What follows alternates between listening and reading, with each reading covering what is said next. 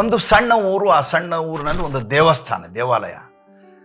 ಆ ದೇವಾಲಯಕ್ಕೆ ಪ್ರತಿ ದಿವಸ ಸಂಜೆ ಒಬ್ಬ ಅಡಾಲಸೆಂಟ್ ಏಜ್ನ ಒಬ್ಬ ಹುಡುಗ ಬರ್ತಾ ಇರ್ತಾನೆ. ಆ ಕಡೆ ಯೌವನ ಅಲ್ಲ, ಈ ಕಡೆ ಸಣ್ಣ ಹುಡುಗಲ್ಲ. ಆತ ಒಬ್ಬ ಅದ್ಭುತವಾದಂಥ ಪೇಂಟರು. ಚಿತ್ರಕಲೆಯನ್ನು ಕಲ್ಕೊಂಡು ಆ ಊರಿಗೆ ವಾಪಸ್ ಬರೆದಿರ್ತಾನೆ.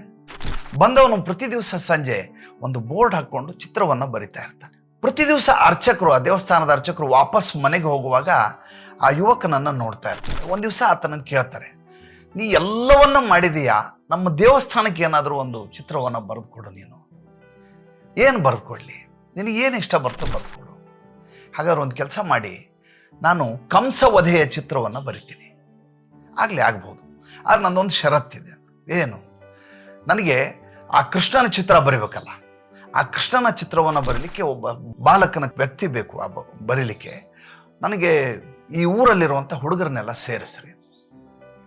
ಎಲ್ಲ ಮಕ್ಕಳು ಮಾರನೇ ದಿವಸ ಸೇರಿಸಲಾಗುತ್ತೆ. ಒಂದು ಹುಡುಗ ತುಂಬ ತುಂಟತನದಿಂದ ಇರುವ ಥರ ಕಾಣಿಸ್ತಾನೆ. ಕೃಷ್ಣನ ಹೋಲಿಕೆ ಆ ಮಗುಗಿರುತ್ತೆ. ಈ ಹುಡುಗ ಇರಲಿ, ಈತನನ್ನು ಇಟ್ಕೊಂಡು ನಾನು ಈ ಚಿತ್ರವನ್ನು ಬರೀತೀನಿ. ತುಂಬ ಸುಂದರವಾದಂಥ ಒಂದು ಪೇಂಟಿಂಗ್ ಕೃಷ್ಣಂದು ಬರಿತಾನೆ. ಎಷ್ಟು ಸುಂದರವಾಗಿರುತ್ತೆ ಅಂದರೆ, ಸಾಕ್ಷಾತ್ ಶ್ರೀ ಕೃಷ್ಣ ಪರಮಾತ್ಮ ಎದುರುಗಡೆ ಬಂದು ನಿಂತಿದ್ದಾನೆ. ಅಷ್ಟು ಚೆನ್ನಾಗಿರುತ್ತೆ.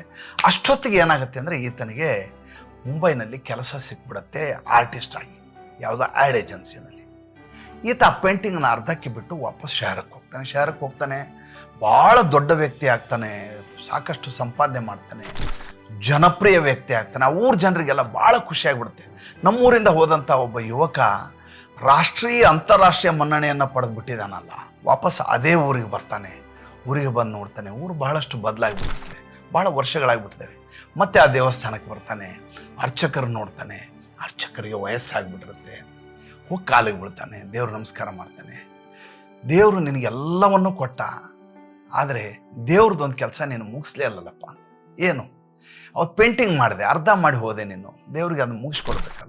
ಇನ್ನೂ ಇಟ್ಟಿದ್ದೀರಾ ನೀವು ಆ ಪೇಂಟಿಂಗು? ಹೌದು, ನೋಡಿಲ್ಲ, ಹಂಗೆ ಯಾರೂ ಮುಟ್ಟಲಾರ್ದ ಹಾಗೆ ಇಟ್ಟಿದ್ದೀನಿ. ಓ, ಹಾಗಾದರೆ ಇದನ್ನು ಮುಗಿಸ್ಕೊಡ್ತೇನೆ ನಾನು. ಆದರೆ ಈಗ ಒಂದು ಸಮಸ್ಯೆ ಇದೆಯಲ್ಲ. ಏನು?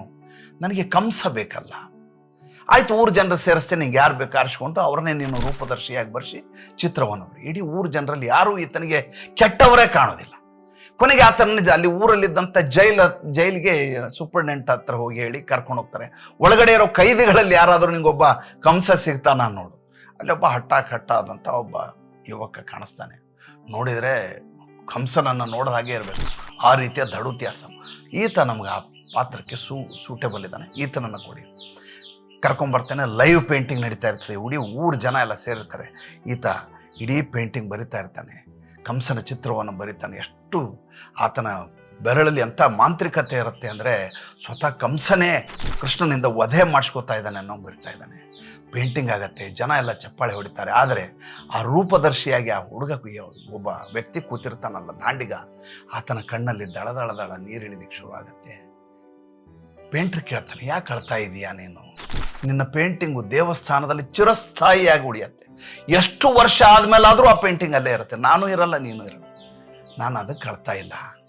ಅವತ್ತು ನೀನು ಪಕ್ಕದಲ್ಲಿ ಕೃಷ್ಣನ ಬರೆದಿದೆಯಲ್ಲ, ಆ ಕೃಷ್ಣನ ಪಾತ್ರಧಾರಿಯಾಗಿ ರೂಪದರ್ಶಿಯಾಗಿ ಕೂತಂಥ ವ್ಯಕ್ತಿ ನಾನೇ. ಇವತ್ತು ಅದೇ ವ್ಯಕ್ತಿ ಪರಿಸ್ಥಿತಿಯ ಕೈಗೆ ಸಿಲುಕಾಕೊಂಡು ಕಂಸನಾಗಿಬಿಟ್ನಲ್ಲ, ಅದಕ್ಕೆ ಬೇಸರ ಪಡ್ತಾ ಇದ್ದೀನಿ.